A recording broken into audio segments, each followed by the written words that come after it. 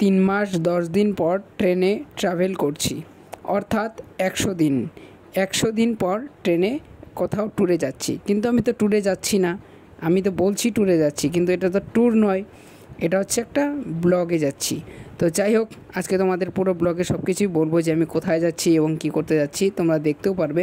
আমি যাচ্ছি আজকে আলিপুরদুয়ার ব্লগ করতে, যেটা আলিপুরদুয়ারে কয়েকটা পুজো খুব ভালো হয়েছে গত বছর, যেখানে প্রেম মন্দির বানিয়েছে সেখানে যাবো কি থিম দেখতে। চলো।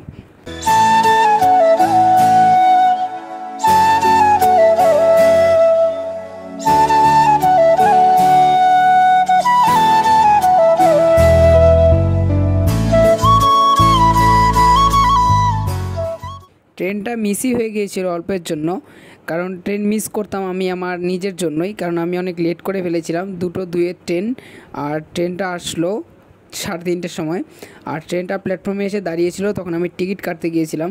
তো যাই হোক, তাও কষ্ট করে ট্রেনটা পেয়ে গেলাম। সো চলো। ট্রেন নম্বর 75741, অর্থাৎ আরেকটি ট্রেন আছে 75742, দুটো ট্রেনের নম্বর। ট্রেনের নাম ধুবড়ি ডেমো ইন্টারসিটি। মাত্র 23 মিনিটের মধ্যেই নিউ কোচবিহার থেকে আলিপুর জংশনে চলে এলাম। এখন প্ল্যাটফর্মের বাইরে আসলাম, আর এখন একটা টোটো রিজার্ভ করে যেই দুটো পুজো আর কি বড় হয়েছে, সেই দুটো পুজো তোমাদেরকেও দেখাবো, আমি নিজেও একটু দেখব। সো চলো, তোমরা কিন্তু খুব তাড়াতাড়ি চলে আসবে, কারণ আজকে কিন্তু দ্বিতীয়ার দিন আমি আজকে চলে এলাম আমার এই ব্লগ শ্যুটটা করার জন্য। আর এইদিকে দেখো, প্ল্যাটফর্মের সামনে আরেকটি পুজো হচ্ছে, মানে আর কি প্ল্যাটফর্মে এইসব যে টোটো অটো দাঁড়াচ্ছে, এইসব আর চাঁদা দিয়ে চাঁদা তুলে আর কি পুজোটা হচ্ছে। তো এই জিনিসটা আমার খুব ভালো লাগলো। আশা করি প্রত্যেকটা প্ল্যাটফর্মে যদি এরকম একটা পুজো হয়, আশা করি খুব ভালো হবে। তো আগামী 4-5 বছরের মধ্যে যদি কোনো প্ল্যাটফর্মে পুজো এরকম দেখতে পাই, আশা করি খুব ভালো হবে। কারণ আলিপুর জংশনে যখন দেখলাম, এই প্রথমবার প্ল্যাটফর্মে পুজো হচ্ছে দেখলাম।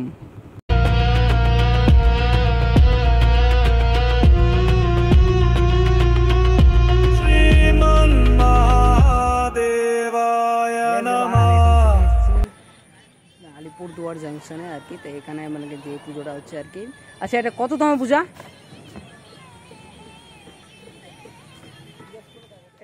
চলে এলাম পল্লীমঙ্গল ক্লাবে। এবার 57তম দুর্গাপুজো উৎসবে প্যান্ডেলের থিম হচ্ছে কেদারনাথ, উত্তরাখণ্ড, বাবা কেদারনাথ। আশা করি তোমরা সবাই নামটা শুনেছো, আশা করি কেউ না কেউ হয়তো গিয়েছো। আমি এখনও যাইনি, তো আগামী কয়েক বছরের মধ্যে যাওয়ার চেষ্টা করব। যাই হোক, এই কেদারনাথ মন্দির কিন্তু অনেকখানি আগে হয়েছিল, মানে অনেক জায়গায় এরকম থিম হয়েছিল, কোচবিহারে হয়েছে, অনেক জায়গাতেই হয়েছে। সো আমার এই জায়গাটা মানে পল্লীমঙ্গল ক্লাবে যে পুজোটা হচ্ছে আর কি, তো এটা দেখে আমার একটা জিনিস মনে পড়ছে যে মানে প্রত্যেকটা মানে কেদারনাথ মণ্ডপগুলো যেগুলো বানিয়েছিল আর কি, কোচবিহারে মূর্তিসংঘ ক্লাবে যেইবার বানালো আর কি, তো প্রত্যেকটা পুজো যেগুলো দেখেছিলাম মানে প্যান্ডেল মানে মণ্ডপটা খুবই ছোট, মানে কেদারনাথ মন্দিরটা খুবই ছোট করেছিল, বাট এখানে কিন্তু অনেকটা জায়গা নিয়ে করেছে ওরা। আর এখানে এসে কিছু কিছু লোকের অনেক ভালোবাসা পেলাম। আর এই জায়গাটা মানে মণ্ডপটা এতটা মানে সুন্দর হচ্ছে আর কি, এত বড় মাঠের মধ্যে এত সুন্দরভাবে মণ্ডপটা তৈরি করছে, ভেতরের কাজগুলো এতটাই সুন্দর, মানে দেখতে অনেকটাই ভালো লাগছে। আশা করি প্যান্ডেলটা পুরোপুরি কমপ্লিট হলে অনেকটা সুন্দর হবে।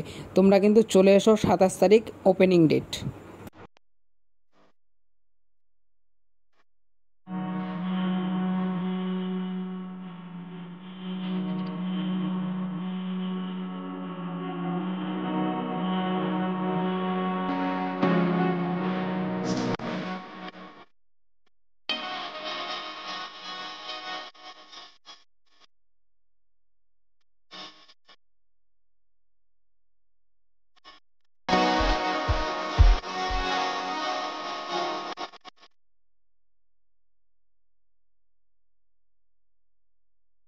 হ্যালো এভরিওয়ান, 57তম দুর্গোৎসবে পল্লীমঙ্গল ক্লাব এবার বানাচ্ছে কেদারনাথ, উত্তরাখণ্ডের কেদারনাথ মন্দির। তো এর আগে এরকম এই মানে কেদারনাথ মন্দিরটা অনেক জায়গাতে হয়েছিল, বাট এবার আলিপুরেও এখানে কেদারনাথ মন্দির হচ্ছে। তোমরা সবাই চলে এসো। তো 27 তারিখের ওপেনিং ডেট, তো খুব তাড়াতাড়ি চলে এসো।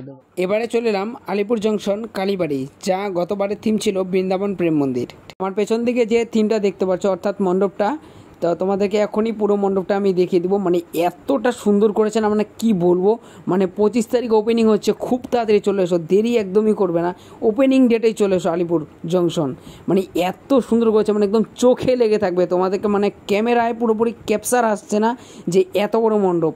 মানে আমি ফার্স্ট দেখলাম আমার লাইফে এত বড় একটি মণ্ডপ। গত বছর যেটা দেখেছিলাম দিনাটাতে, সিকিমের 4 ধাম, সেরকম বড়।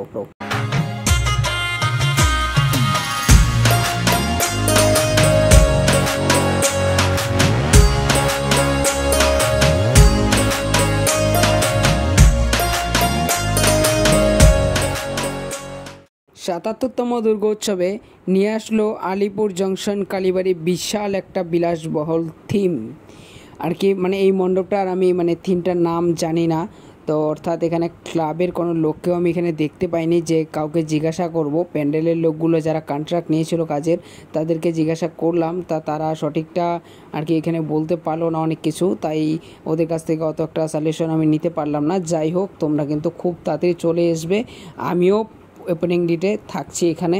সো খুব সুন্দর হয়েছে, আমার কাছে খুব ভালো লেগেছে মণ্ডপটা। গত বছর প্রেম মন্দিরও সুন্দর লেগেছিল, এবছর এটাও খুব ভালো হয়েছে। এটা 25 তারিখ ওপেনিং হবে, ওটা 27 তারিখে ওপেনিং হবে। অবশ্যই খুব তাড়াতাড়ি চলে এসো, ভেতরে ঢোকার অ্যালাউ নেই, তার জন্য ওপেনিং ডেটে আমি আসছি এখানে, আমি থাকবো। এবং মানে একজন যার আর কি মন্দিরটা, মানে তার ছবিটা আমি তোমাদের ব্যানারে দেখিয়ে দিব। তো তিনি এখানে ওপেনিং করতে আসছে মন্দির।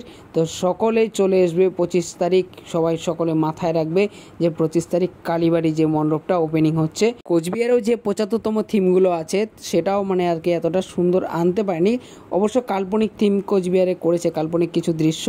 তবে তোমরা দেরি করবে না, আমি বললাম 25 তারিখ ওপেনিং ডেট, 25 তারিখ অবশ্যই চলে এসো খুব তাড়াতাড়ি আলিপুর জংশন কালীবাড়ি। এবারে আরও একটি মণ্ডপে চলে এলাম, এটা আলিপুর জংশন যেতেই পড়ে, তবে এটাও হতে পারে খুব সুন্দর করবে প্যান্ডেলটি। তো সামনের দিকে থিমটা দেখতে অনেকটা সুন্দর লাগছে। তো এখানে মোটামুটি 7 থেকে 8টা ছোটোখাটো পুজো আরও আছে। সো আলিপুর আমি মেন চৌপতিতে আরও 6 থেকে 7টা পুজো আছে, সেখানে যাওয়া হয়নি, এরপর দিন নেক্সট ব্লগে সেটা দিয়ে দেবো।